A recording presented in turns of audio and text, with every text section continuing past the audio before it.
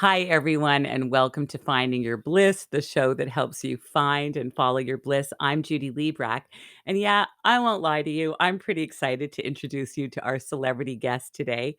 His name is Jason Tartick. And all I can tell you is that everyone on our team, especially the 20-year-olds, but really all ages, have been pretty beyond excited for this show.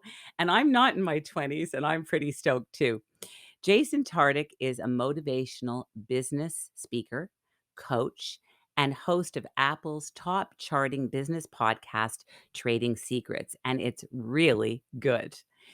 And of course, he's also the author of a fabulous new book called The Restart Roadmap Rewire and Reset Your Career, which is also fabulous and right up the alley of the show, as I was just mentioning to Jason. After about 10 years in corporate banking on Wall Street, Jason Tartick took a detour into season 14 of The Bachelorette on ABC, becoming, I would have to say, probably one of the most famous contestants ever in Bachelor Nation history. And since then, he's made several appearances on the ABC network, Good Morning America. We've had Joan London on the show. The Bachelor season 23, Celebrity Family Feud, Listen to Your Heart, Live with Kelly and Ryan, The Bachelorette, Greatest Seasons Ever, Dancing with the Stars, and The Bachelorette Season 17. And his business endeavors, coupled with his reality TV time, have really led to a 1,200,000 plus social media following, and in addition, he has landed co-hosting opportunities on Live from Yahoo Finance, and Daily Pop. He's been featured on the Today Show, the Ellen Tube, Fox News, CNN, People TV. It just goes on and on. Entertainment Tonight, of course, and more and more. And he and Caitlin Bristow both starred in Brett Kissel's music video Drink About Me, which received a Juno nomination. And he's even been part of a WWE match, and he was formerly announced as the co-champion of the 24/7 WWE belt. I know this is the longest bio ever, but I'm almost there. It's all worth it because you've done all this great work. So Jason, as I mentioned earlier, worked for almost 10 years on Wall Street, earning his MBA in accounting and finance. He executed over $150 million in lending transactions. Wow. And he's now become an investor in Evoke Foods and the Fintron Invest app. He owns 50% of a social media talent agency. He is a 4 times best-selling list author of The Restart Roadmap, Rewire and Reset Your Career. He has an Instagram channel at restart underscore reset with 100K plus followers, and a YouTube channel with 10K plus subscribers, and even a weekly market newsletter to his 20K plus subscribers. And just a few more fun facts before we meet Jason. His book is doing so unbelievably well that it's been named the number one release on the Wall Street Journal bestseller list, number 6 on the Wall Street Journal business bestseller list. It goes on and on. He's on the Amazon and Audible bestseller lists, Publishers Weekly bestseller list, and he has a new book coming out. We might hear about that in a moment. And his book is also a finalist for many awards, which are really well deserved. This is all pretty impressive stuff, and I have to congratulate you on all of your success. Jason Tartick, welcome to Finding Your Bliss. Judy, thank you so much for having me. Wow, now I feel you're pumping my tires after that intro. So it is so nice to be here, and thank you for that very kind and generous introduction. Absolutely, so well deserved. Before we even get to The Bachelorette, your fiancée Caitlin Bristow, your awesome podcast, and your fabulous book, The Restart Roadmap. And by the way, as I mentioned, congratulations on all of this stuff. We've done a lot of research on you, Jason, and what I can tell you, as I said off the top, is all the 20-year-olds on our team are totally crushing on you. And really, everyone that I talk to about you says that not only are you handsome and a total, can I say babe at my age? I don't know.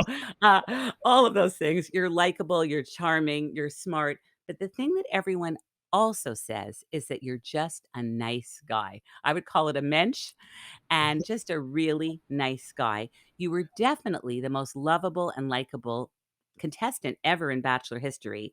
And you also had the guts and courage to leave a job as a corporate banker on Wall Street, which you did for 10 years, and take a quantum leap. And sometimes that's all it takes. But I want to take us back for a moment You were following the blueprint, as you write in the Restart Roadmap, and something happened at an important meeting in a boardroom that really made you change the trajectory of your career. Can you tell us what happened that day?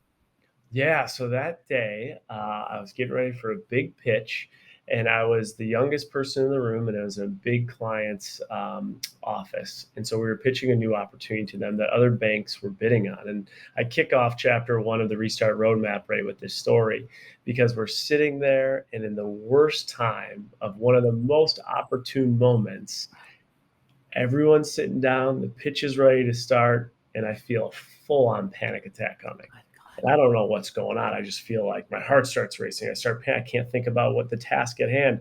I just don't know what to do. Fight or flight set in. And all I could think was, I need to get out of the situation. I need to get out now. I said, abruptly interrupted, "Do you guys have a bathroom close by?" And I left the room, darted for the bathroom, and I was in the executive men's room, closed the door, and I hit the deck. I had so much anxiety. I Wow. literally passed out in an opportunity that you can't pass out. But I Wow. got myself back together, got back in the pitch room, the office room, the boardroom, and we got the pitch underway. And I remember when I got outside of those doors, when that was over, it was like the biggest breath of fresh air I'd ever received. And one of the interesting things is when you analyze that, the big question was why, what was going on? And I think I would have to attribute it that I was trying so much to be so exceeding expectations to so many different people. I lost touch with who I was. I had to be the best worker for my boss. I had to be the best colleague for my colleagues. I had to be the best representative for my client. I had to be all these things that Wow. instead of just being me, I was so focused on uh, fulfilling the buckets for them. And I lost touch of me, and I could only carry so much weight before the mental health started to take a serious, serious toll. And so that was a moment I'll never forget. It was one that have never shared until the book. And, Wow. we can get into many different components of that, but there were things I look back on that and how I camouflaged and crutched some of those situations as opposed to leaning into them, that also led to, a learning curve for myself. Wow. So it's so brave of you to share that. And I think so many of us have been there, have had that panic moment and where, you have all of those symptoms that we all know what that is. What did you do to really circumvent this? Like, I know initially you probably dealt with it in an immediate way because you had to deal with the anxiety, but ultimately, what happened to change the trajectory of your life and career when you recognized that this was happening? And that I love when you say in the book that you were just looking forward to Saturday, but the rest of the days of the week weren't so enjoyable, and that just amounted to 14% of your life, I think you wrote, and so many of us do that, right? It's a job and, and we're not really doing our bliss, which is what this show's all about. So what happened after that day to change your trajectory? Yeah, I talk a lot about that in the book and just in life, how I felt so stuck that I felt as though I was like literally going into career jail on Monday and getting out Friday. And all I Yes. could do to really truly be myself, talk the way I wanted to talk, act the way I wanted to act, dress the way I wanted to dress was Saturday. And that's 14% of your year. And that's a bad, bad equation. One of the things that will talk about is that I, instead of addressing the root of the issue, what I did was I found a way to immediately put a band-aid on my situation. And so for me, it was, let's find a psychiatrist, not a psychologist, because I knew a psychiatrist could give me and prescribe me a drug. And I Sure. knew that a drug could find a quick fix. And so I was using Xanax and beta blockers immediately so that whenever I felt that panic on, I could tell it to go away for a short period of time. And I used that because I was so focused on meeting the subjective expectations of my bosses and clients. Because when I met those subjective expectations, in the return, I was seeing increased pay, increased promotion. And at a time where I was getting my MBA at night and had to pay that debt Wow. off, Wow. that cash inflow was so critical. So when I look back at it, I'm not proud of exactly the way I handled it. I think what I should have done is leaned more into what was the root of the issue as opposed to just putting a band-aid on what would get me through the next meeting. Yeah. And the root of the issue was that I had yet to do the right self-examination to understand who I was and what I wanted and what I needed and how to communicate all of those moving parts. And so there are so many takeaways from that, but probably the biggest takeaway I have is that when it comes down to working on yourself, if you're looking for camouflages and crutches, it's only inevitable that those crutches will fall and you will fall on your face, and those camouflages won't work and you will be seen. And what's interesting is that stepping into this vulnerability and showcasing some of these things that I thought were such big weaknesses and flaws actually has allowed me to create deeper connection with so many individuals, because they too, the people I never thought, the colleagues I had and my parents' friends who are successful that I never thought were experiencing that same exact thing were. And when you have the ability to communicate these true feelings, the magnetization it creates and the ability to work on yourself and connect with others who are feeling the same becomes that much greater. It's so great what you've done, because what you've done is you've given people permission to share their story and to go and get the help they need in this book. And I think you're talking about that chapter on vulnerability, and you know there. And I want to just tell our listeners that there's 8 key principles in your book, the Restart Roadmap, and really how to rewire and reset your career, which is ultimately what you did. And the first we've already talked about, which is the idea of breaking the existing blueprint. We could talk more about that. But I think what you're saying right now is about the efficacy of vulnerability. And I loved the story about how about you appearing on Celebrity Family Feud after The Bachelorette with host Steve Harvey. Love that guy. So Yeah. fun. And how Steve said to you that even though he loves golf, it would be so cool to have a career in it, but he knew that he just wasn't good enough at it. So finding that precise skill that you excel at, that makes you unique and that differentiates you from your peers, is just a great way to start. Can you elaborate more on that? Yeah, it was actually interesting. So he said it to me, but he also said it to the whole audience. So we're filming Family Feud, and by the way, side note, Family Feud is a lot tougher in person than it is when you're watching. There's a lot of pressure. It's intense. And everyone Family Feud guys don't. I thought it'd be cool to be like the first one out, my hands in the air. It is cool until you realize that with the first person out is the last one to guess. So every single word has already been said before you say it. Oh gosh. So I had a funny viral moment where I said that Steve Harvey's head. What is Steve Harvey's head shaped like? And I'm not kidding you. Everything was already guessed. I had nothing. I said bone in ham, and that went viral. He completely ruined it. But one thing at the commercial break is he'll take questions from the audience. He took a question from I think it was a girl up in the top row. Was like, "Wow, what a cool job you have, Steve! Like, how do I get into hosting?" And that's when he had said, like, if I had done all the things in life like that I absolutely loved, I wouldn't be here. I'd still be, because at one point he was, he was broke and living out of his car. He's like, I'd be broke living in my car again.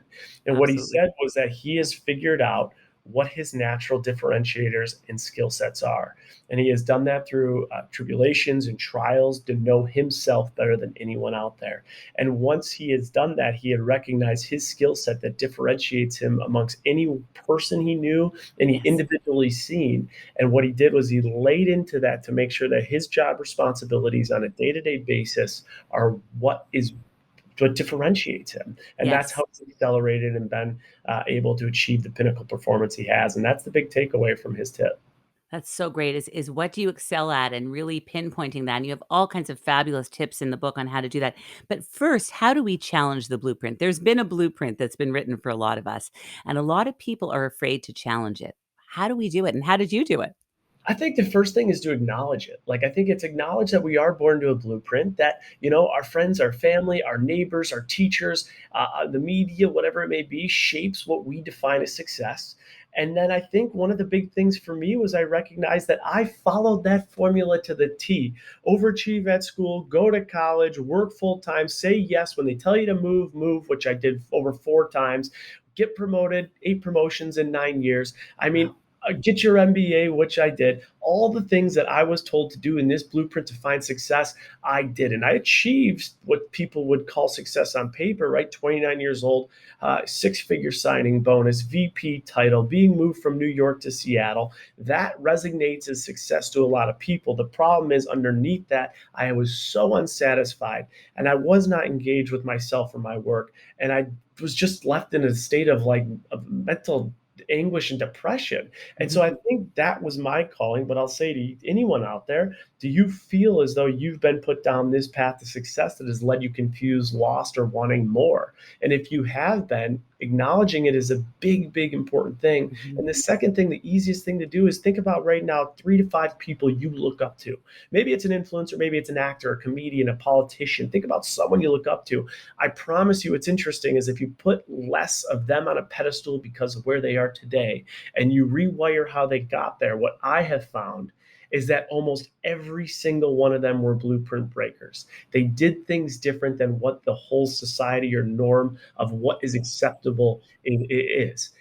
In the book, I give a bunch of them. For some reason, the person I'm thinking of right now is the founder of Etsy, Rob Callen. He came and presented at my college. He failed every single class in high school except art. He had an A in art. He failed everything. His Wow. parents were like, "You are a deadbeat." He couldn't afford to pay his rent, and the only way he paid afford to pay his rent was he helped his real estate owner do and sell things online that were in the form of art. And now Etsy's out, and Oh Etsy's my a god. $40 billion company, and he's the creator. That's a blueprint breaker. That's so cool, and you also talk in the book about how billionaire innovators like Bill Gates and Mark Zuckerberg were both college dropouts, and Oprah Winfrey was born in poverty to a single teenage mother and just happened to find a job in radio where she was in high school when she was in high school, and she took it from there. And you also talk about, Lady Gaga. I mean, she's a Yeah, great example of someone who was at the Tisch School for the Arts at NYU, and that's where my daughter's actually going, she in vocal performance musical theater master's starting in the fall. And same thing, she completely left the school so that she could go to open mic nights and sing and jam and do what she really wanted to do, and then look obviously at what happened to her. And you also talked about, Barbara Corcoran, Shark Tank's, you know, what was the story about her was that she failed at 23 jobs by the age of 23 and then this. So, yeah. what do all of these people have in common? I think that the thing that they have in common is that they have failed over and over, but through each failure, they've quickly got more information about themselves, and they've been able to put themselves on the trajectory necessary for them to be in the best position for their overall happiness. And that happiness has created unbelievable outlying success that we all now know about, right? You look at, I mean, Lady Gaga, you're at, like you said, Tish, she was studying arts at the time. I don't think she was studying anything in the vocal world, but she knew that she wanted to sing. You're at the best place for arts, and you will dropping out so you could do mic nights. I mean, that is the definition of like knowing your path and being on it. Barbara Corcoran, 22 jobs. She completely got fired from all of them because she didn't have the skill sets to pursue them or the passion or impact of what she's doing. She nails real estate. She finally finds it. She loves it, only to have her significant other, boyfriend at the time, who was her partner, cheat on her with her admin and tell her that you're a woman in real estate in New York at this time. Good luck. Well, Barbara Oh, Corcoran found her place, knew her place, and we all know her story. Sold her company, which was a $1 billion real estate company, for over like 70 million bucks. And I think the biggest thing is all of them fail over and over. They're not afraid to fail. They lean into it. They get more information and use that information to reposition themselves to be on the best track for them, not for what other people define as success. right. What were you doing, Jason, on Saturdays that was so much more fun than Monday to Saturday or Monday the Yeah, rest of the days? Yeah. I think the thing about Saturday was that I didn't feel this pressure of having to be something that I wasn't. It was just that I could just, act the way I wanted to act and go out with my buddies and wanted to go. And I'd say it in the book. I didn't have to put that like corporate banking tone on, like I am a banker. I could just let the guard down and be me. And I think that's a really good place for people to start if they feel like they're lost in their career. What do you do best? Where do you go for fun? What are the things you're interested in? When you shut the laptop down, what do you do for entertainment? Because those things that you watch and you're entertained by and that you gravitate towards, I promise you, behind those are multi-billion-dollar businesses with a ton of opportunity for you to enter. So if you're selling widgets and you hate selling widgets, but you know you're good at selling, but you really are into movies and you love watching every new release, you can go sell those actors. You can go be an Yes. agent and love what you're doing. So behind every hobby, there is definitely a professional opportunity. That's so true. So what how did the quantum leap happen for you to be this, really by the book, following the blueprint, 10 years on Wall Street as a corporate banker to go and audition for The Bachelorette season 14 with Becca Kufrin? Like, what was that quantum leap that led you from Wall Street? I'm picturing you in the boardroom with the mahogany table and the to The Bachelorette. I mean, it was the definition of breaking the blueprint. I was in a position and I was on a trajectory within my job that most people at 29 would dream to be in. And Yes. against everyone's approval, the approval of my parents, my friends, my closest people, my mentors inside and outside the company, and certainly my bosses, I did made a huge leap of faith at a massive liability. Like Wow. the risk factor in the decision I made was huge, but I did it because I just wanted to do it. Hmm. And so as a result of just wanting to do it and do something for myself, I took a shot at it. And when I took a shot at it, a lot of opportunity then ensued, opportunity and access and things that I never in a million years would have dreamt of. That first night of The Bachelorette in season 14 with Becca Kufrin, you write that you felt you didn't belong at first. Classic imposter syndrome as you met all the other bachelors who were taller, bigger, NFL players, and they were running hedge funds. And then you recognized your own allure, your own strength, your own power. And boy, do you have it. Can you tell us more? Yeah, I mean, I just think about it like I get first impressions are really important. I got to get out, make a first impression, nailed it, get in the mansion. And every single one of these guys I'm looking up, they are all massive. They're like 6'4" plus. I talked to one, he's an NFL player. I talked to the next, he's an MLB player. I talked to the next guy, he's a Harlem Globetrotter. I talked to the next guy, he's been on 4 covers of modeling magazines. I'm like, you Wow. can't make this up. I finally find this guy, his name's John, who's very humble and sweet and nice guy. And I bring John, I'm like, John, how are you? John's the first guy not talking about himself. He's asking all about me. And then I finally get 1 second and I say, John, tell me about you. Like, what do you do? Well, he's being humble. John, what do you do? Well, I helped start Venmo. Oh my God. All right. Get me out of here. I can't compete. So the imposter syndrome was real. But with that, I had to quickly identify what it was that differentiated me. And what I saw is that for a lot of them, it was ego and confidence is that got them to where they were. And they were Mhm. big self promoters. And I commend them for doing that. But also the same thing that got them to where they are, the same thing that tripped them up. And I think it came down to discipline and being self aware and being able to read the room. And they just weren't aware of the moving parts. A lot of them, and I'm not those people specifically, but a lot of them were just focused on them. And you can Mhm. slowly start to see these individuals unravel by the hours, by the days, when they couldn't figure out anything other than promoting and pitching Wow. themselves. Wow. And so for me, it was what I think differentiated me was to understand why I was there, to stay true to that, to not be afraid that I could leave just being me, and to also recognize the moving parts of production and how things were moving all at once. So Yes.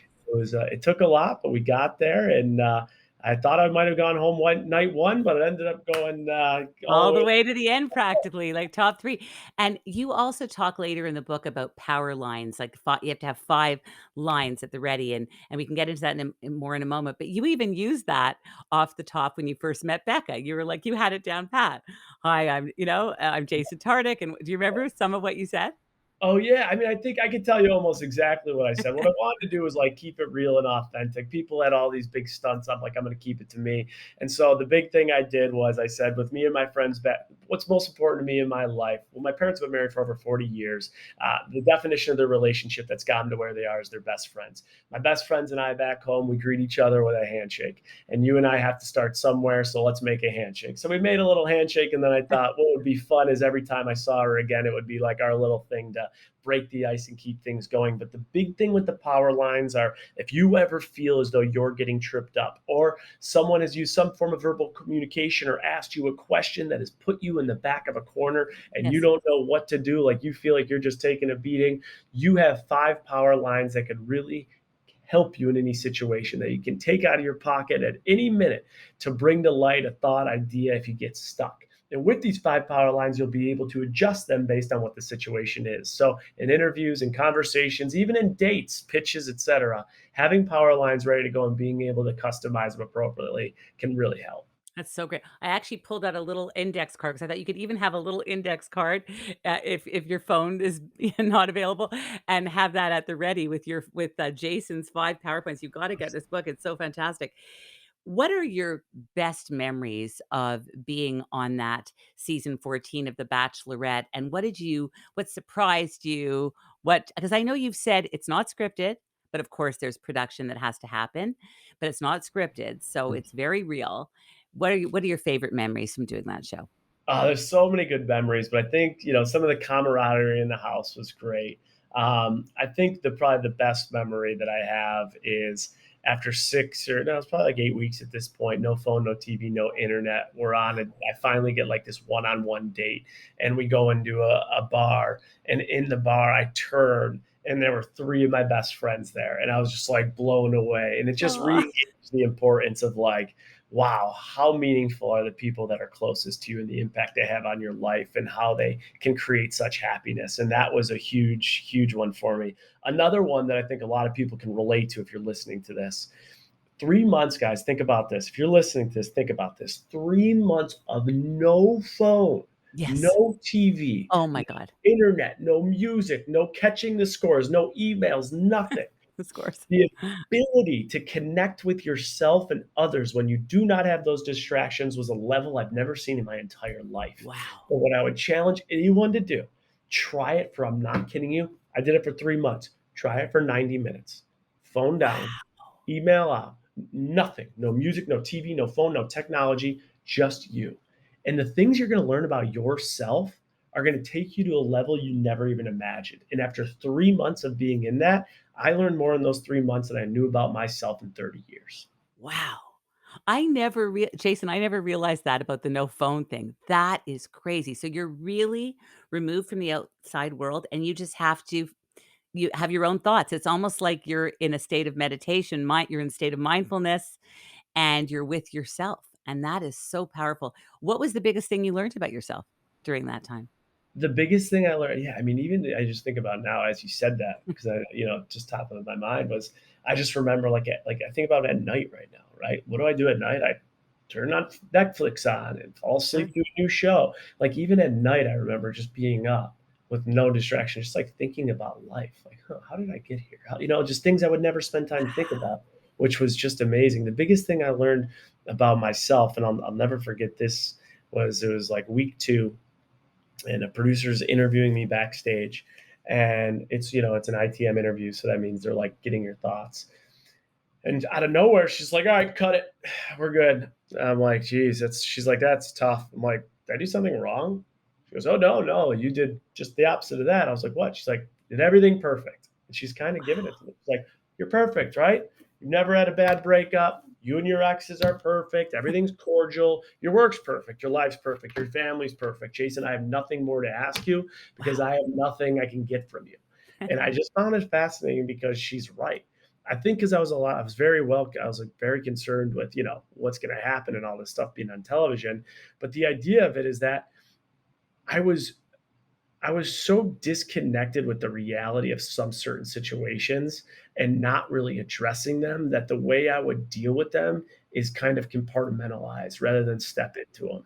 And Wow. rather than addressing the fact that my last relationship was a disaster and ended in me getting cheated on, or rather than addressing that there are some things that going on in my professional life I'm embarrassed about, what I would do is run from it, camouflage it, compartmentalize. And in Right. that experience and in that time, you can't run. You can't Hmm. run to another meeting. You can't run to another email. You Wow. can't call your mom or brother or sister or best friend to distract you. You Right. have to step into what's made you you for the good, the bad, and the ugly. And I hadn't done that for a while. And for me, it really connected kind of my brain and my heart and put me in a different position. And I don't think I'll ever be in I think that experience changed my life forever. I remember so you were in the top 3, and I remember that night that Becca Cuffrin, that you were eliminated, and then you went back to her hotel room with that beautiful scrapbook, and I think that Becca Cuffrin and all of us I'm sure she was saying to herself, "I think I just screwed up." Can I say that on the air? Because, I mean, you're just like you are the nicest guy. You really, really are the nicest and the best. Like, you're just like BF, boyfriend material, husband material. Do you remember that night? Was that a tough night for you?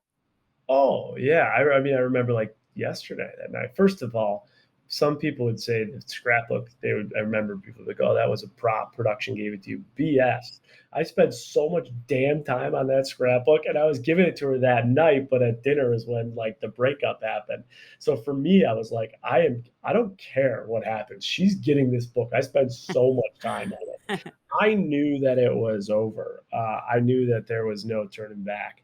What I didn't feel like I received was closure, and that's what I wanted, like the proper closure. Because for me, when I close a door, that door is closed, and I'm thankful for those experiences, but I'm not looking back. And if I don't close the door properly, I'll continue to look back. And so for me, no matter what I do, work, relationships, anything, I need a proper, respectful close to a chapter of my life. And so that's what the purpose of that was. But I do remember like it was like a tough period. It was, because again, there was no support or anything. You're just sitting in a room after rethinking everything. And it was a challenge. Now, when I got out of the whole production bubble, I think it was easy to like just snap back into, reality and put the past behind you. But it was tough. It was a tough time, but it's wild to look back on that whole journey and that experience. Wow. I can't get over it. I was just thinking also, spoken like such a Scorpio. I know you're born on October Yeah. 24th. I know your birthday because my son is very close to your birthday and my husband, and so I that's a great birthday. Wait. Let me ask. When you say spoken like a true Scorpio, what Well, are you saying? I Just think a Scorpio is driven relentlessly to succeed, and when yes. they love with all of their heart and soul, and they will give you everything unless you sting them, and then watch out. Yeah. But once they go, they go. And I That's think after the scrapbook, you were ready to recover and bounce back and start over and do exactly what this whole book is about, right? right. Which is restart, right? The restart roadmap. So Scorpios will give it their all while they're there. But if you sting them, watch out. And then once it's over, it's over, It's over. right? That's Scorpio. I mean, it's done. It's over. I'm going to learn from it, and we'll move on, and you'll move on. And both her and I did. Both are very happy now. How did you recover and bounce back from the breakup with Becca? And was it in part meeting your fiancée, Caitlin Bristow, who you met on her podcast, Off the Vine? Yeah, so the bounce back was actually easy once I started talking to the other guys after the show. And then ironically enough, which is usually catastrophic for a lot of relationships, a lot of people come off this show, they end up together. Then they got to watch it all back. They have to watch their significant other fall in love with 3, 4 other people. For me, what was Oof. very easy is I knew it didn't work out with us. And then I got to watch it back and I'm like, whoa, we did, we did not have what they had. This all Right, makes sense. And it right. clicked. And so that was the easiest way to get over it. And it was instant. It was like, got it. There's a Scorpio in me. Now, Caitlin and I didn't meet, the show wrapped in April, May. Caitlin and I didn't meet until late October. And we met when after they made the decision of who the next bachelor would be, it was going to be Colton. Caitlin came to Seattle because she was big on me being the next bachelor. And she interviewed me on her podcast to say pretty much like, what's next? Like, they didn't select you, but what's next? And the irony of that is it's the first time we ever talked in person. We have it recorded. And what was next, weirdly enough, was right in front of me. And that was the day we met. Wow. Wow, that is so cool.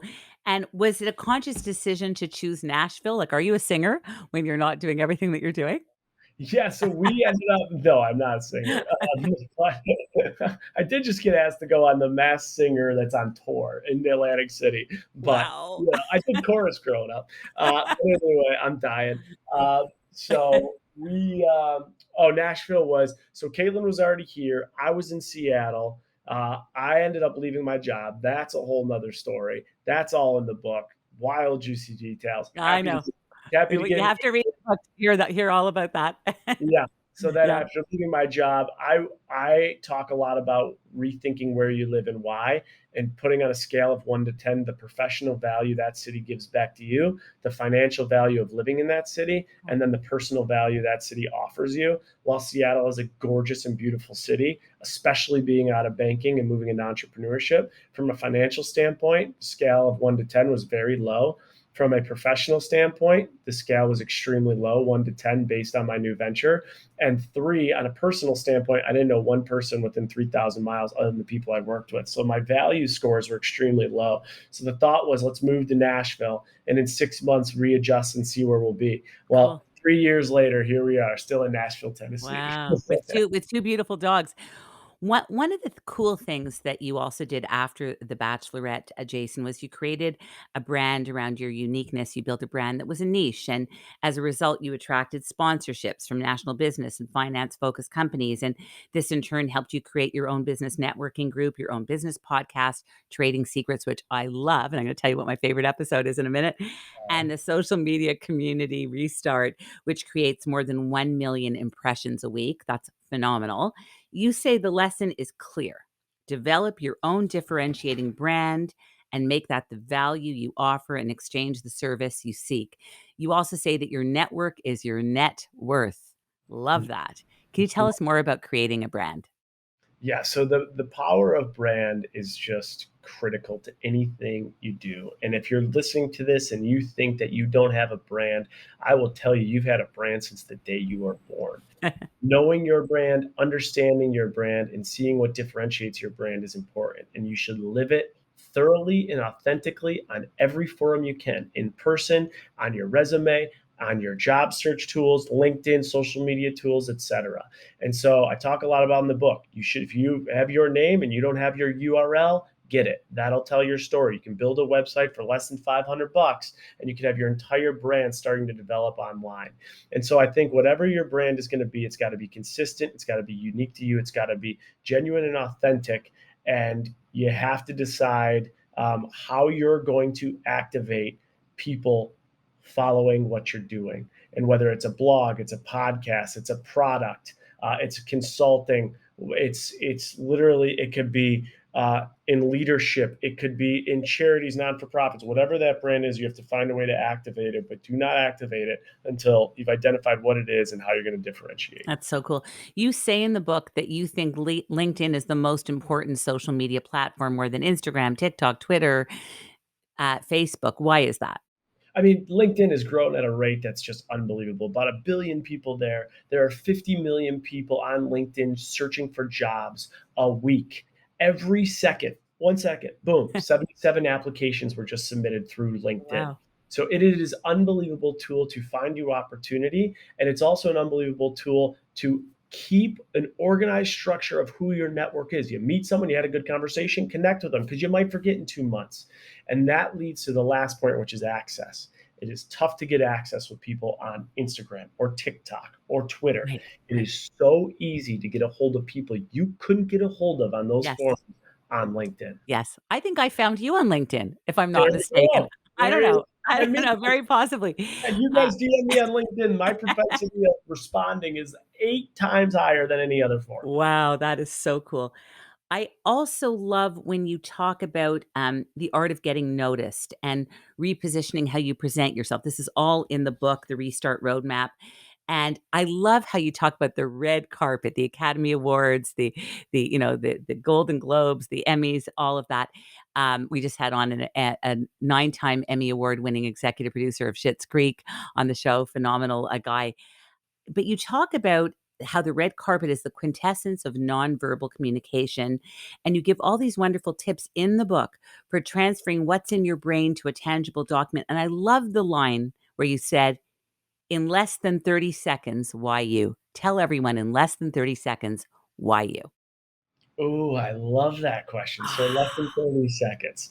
I have had a very unique life and resume that I've got to see and be in the offices of Forbes' most powerful ranked business banking executives, to behind the red carpet of seeing the likes of Hoda and Michael Strahan and some of the best present themselves and nail it within 20 seconds. And through the experience of higher education, unscripted television, and corporate America, I have learned so many tips and tricks that most people don't get to see in their lifetime. And all those tips and tricks are enclosed in the Restart Roadmap, which is why me and why you should buy the book. I love that, and I think you should buy 2. I think you should get 1 for you and 1 for a friend that you care about to help them do the same thing.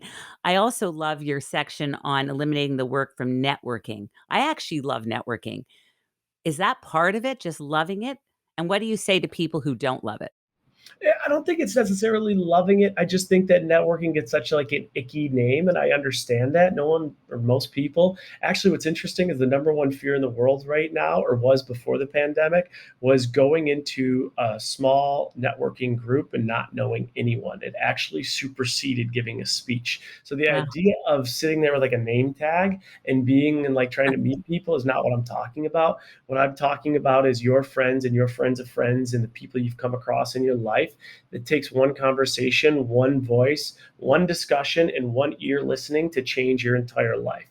And so, really honing in on your relationships that have been built and your relationships that will be built to think about where there's mutuality, how you can bring value to them, and how they can bring value to you is really, really imperative in the world we live in, not for just professional happiness, but personal happiness and financial happiness. so great. Okay, so I need your advice. Asking for a friend. If I'm looking for some additional sponsors for a radio show, again, just asking for a friend. I Yeah. love your networking checklist, which says that it's important to know what your unique value is and how to do your research, make a pitch. And you talk about these 3 R's: research, request, respond. Can you tell us what you mean by that and what it takes to make a great pitch? Oh, I love that. So the big thing is too is you have to figure out how you're going to bring value to someone else, and you have to do that by understanding your numbers and what you do and how you do it and what that can contribute to someone else. And then you got to find a way that that can be monetized. And so we have done that on a day-to-day basis with my personal influencing brand and my podcast. And now what we've done is we created a talent agency where we rep over 40 people, actors, musicians. Professional athletes, unscripted television personalities, etc. And every single day we're pitching them. And how we're doing it is we're researching the companies that align with their brand. We're understanding what value they bring to them. We're submitting the request through brands directly, through agencies and PR firms. And then we're giving the pitch as to why that individual or person or brand would be perfectly aligned in the impact that could be made. But that can't be done unless you really understand who it is you're talking to, what they represent, and how there can be an exchange of value. And I think within a pitch, it has such importance that you're doing the research. I think me being on this podcast, you could tell you have done, Judy, unbelievable research, which is going to make this conversation 10 times better. And so that's the stuff that every individual has to do in every interaction, especially when they're pitching themselves or someone else. So smart. And just briefly about compensation, which you really understand, and it's so true that you do need the compensation to feel good about what you're doing. If you're not being compensated financially, what are some tips on how to change that narrative? Start talking about how much you make. Talk about it with your friends, talk about it with your family members, talk about it with your colleagues, figure out who works in similar fields to you in the similar cities and go ask them, what are you making? Don't be afraid to not have that conversation. And if you are afraid and you want to keep it more professional, because I know it's politically the right thing to do to not talk about money, which I adamantly disagree with. But I would say if you still feel like you're stuck in that bubble, then do it professionally. Talk to job recruiters, go talk to different associations, go talk to hiring managers, see what your value is in the market and make sure you're getting paid what you should be getting paid. And when you have to ask that closing question, that big closing question, any tips for how to you're looking for a sponsor and you have to ask that big closing question, any tips on how to do it with confidence and gutsiness and, I don't know. Yeah, I think what I'll say, interview, sponsor, a guest, anything was you want to put in their brain the image of them doing or hiring or bringing you on. And what's a big tactic with that is a hypothetical. So what will happen is today I don't work with you. Today I'm not a guest on your podcast. Today we haven't signed a contract. But when you put hypotheticals in place, suppose, when, imagine. how will we work together? Suppose I am working with you. Suppose the partnership's in place. And then what you do is you ask them a question that has to do with the manifestation, the imagery of you doing it. So suppose it's a Facebook pitch. So suppose Jason's hired for 3 posts, 3 stories. We know the Mhm. rate. What can he do given all his background and educational experience in finance, financial literacy, and career navigation that he can nail the mission for Facebook? Well, now Mhm. they're thinking about my background. They're thinking about Jason. They're imagining what the results could be and the content could be. And now they're answering a hypothetical where the answer is in the hypothetical and they're imagining the success. And so I Cool. think when you're in an interview or any situation, hypotheticals are good starting points for questions you could ask. Nice. Love that. Okay, let's talk about your podcast, Trading Secrets. It's fabulous, by the way. And I loved your interview with Patty Stanger, who people always tell me I look like. I don't know. My husband sometimes says, "How come you're on television? You're right beside me." So I don't know, but I do love her, and I loved your podcast when you talked about Israel and that you went on Birthright, which is where my daughter is right now, my daughter Lily, Ooh, and her best friend Leah, one of her best friends, who's a huge fan of yours. It's her oh, birthday today. So I wanted to ask if you could say happy birthday to Leah happy birthday, Leah. Let's go. Wait, is Leah in Israel now or just with with my us? daughter Lily. Yeah, they're Oh, in it you on guys Birthright. go have a blast. That was a trip I'll never forget. Enjoy every moment of it. Oh, But be that's safe. so awesome. And I loved your conversation where she talked about she kind of created the idea for The Bachelor. And I also loved about Patty that she had so many starts and stops, let nothing defeat her. She kept climbing back up. And so I'm just wondering how her trajectory relates to your book, The Restart Roadmap, and to your show, Trading Secrets, and what you really learned from Patty Stanger. Patty Stanger, if I had to describe her in 2 words, I would say first word would be electric, and the second word would be tenacious.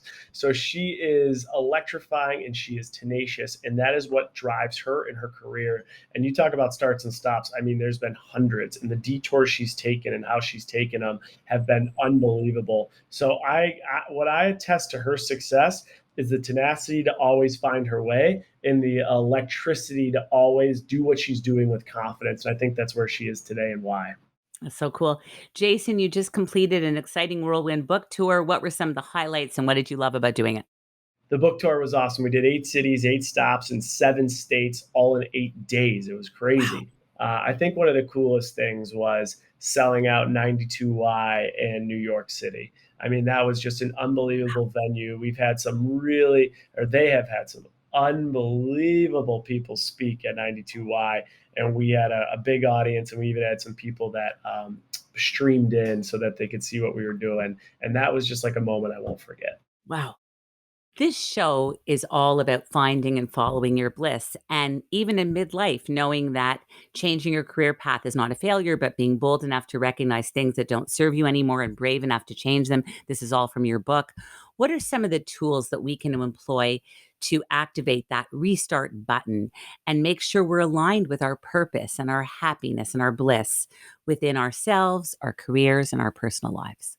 Yeah, I think it's overall redefining what success is to you. And so it took me a long time to redefine what success was to me. And forever, success was these big titles and power and respect and paychecks and money. And what's interesting is that only led me in a place where I was falling on my face in bathrooms, having panic attacks, being unengaged with work, and like literally depressed. And so what I've found is that when you can redefine success, it's going to change what you do and how you do it. It'll change where you deploy time, and it'll have such a bigger impact for anyone. And so for me, my overall goal of success is truly finding happiness. Like, what is going to make me happy? And it takes true honesty to say to yourself, what are the answers to those? And to not be embarrassed by what they are, because Right. what makes me happy will not make you happy, Judy. But understanding what exactly makes Jason happy and aligning my behaviors and energy to those things is where the restart starts. It's so true. I'm a life coach and I do a really cool exercise with people where I ask, what do you love to do? How do you love to spend your time? What's your vision of a perfect world? And the answers to all of those questions, what do people compliment you for? Which I think is a big thing with you because I can imagine what those things are that led to your figuring it all out. And the answer is really, the beginnings of finding your bliss. What is the biggest lesson you learned from The Bachelorette?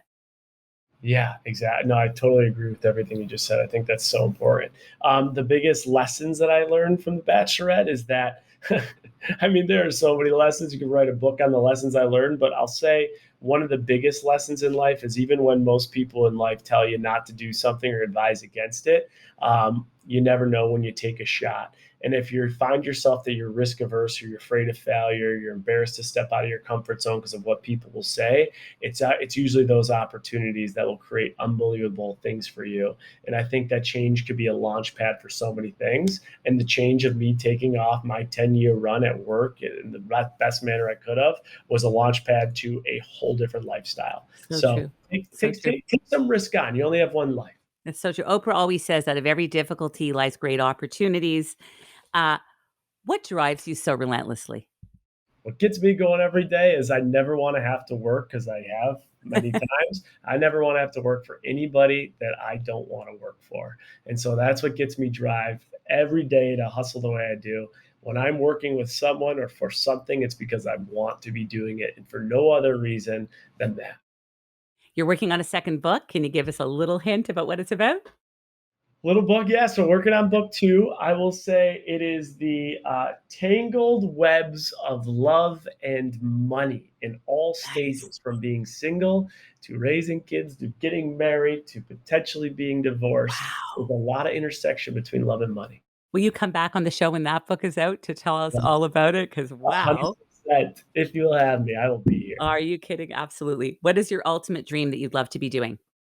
Mm. That's such a tough one. I think like the ultimate dream, I would love at some point to be hosting a show of mine on television where we are, because restart's a big word that I use, but we're like restarting people's lives and showing the transformation from start to finish. It's gonna happen. I know this as a life coach and as a big believer in manifestation that that is going to happen I love it. 100%. I Let's see do it. it. What is bliss for Jason Tartick? Bliss is just a state of peace in what's going on in my life. My connection with the people that mean the most to me and the animals. If I have two rescue dogs with me, I think feeling financially stable, secure without needing anyone or anybody. And then I think making an impact within my work and finding work success. Like those are the three things that I need to feel at ease and at peace and with bliss. And if I could do those three things, that's what puts me in the state of bliss. The Restart Roadmap is the book. If you had to give your best advice for someone who wants to restart but just doesn't know where to begin, just a tip to get started, what would you say? Look in the mirror. It starts with you. You can't do anything until you've identified where you're having issues and you've been so raw and real to yourself that right down to the bedrock of who you are, you understand why you got there and where you want to go. And most people think restart, but I always say before you restart, you got to rewire. Do you know what I think is the greatest reason for your success is really that you are a great person. You are a mensch. You're a Yeah. nice guy. It's just in everything that you do. And I think we need another Oprah. God bless Oprah. We love her. We never want to replace her, but I think you're that guy and I think that's going to happen for you. I really really do. That's so nice of you to say that. That's What so is what is the best way for people to contact you, connect with you on social media, and of course to get a copy of the Restart Roadmap? well, apparently, we already gave that secret. It's LinkedIn, but no, you can find me on any form of social media. It's Jason underscore Tardick. The Restart Instagram is just Restart underscore Reset, and you can find the Restart Roadmap at Barnes and Noble, Target, etc. But probably the easiest way, you put in the Restart Roadmap on Amazon, and it'll be at your front door in 2-3 days from now. I want to thank you so much for being here, Jason. It's truly been an honor and an absolute delight. Judy, thank you so much for having me. I've really enjoyed the interview. This has been fantastic. Thank you so much.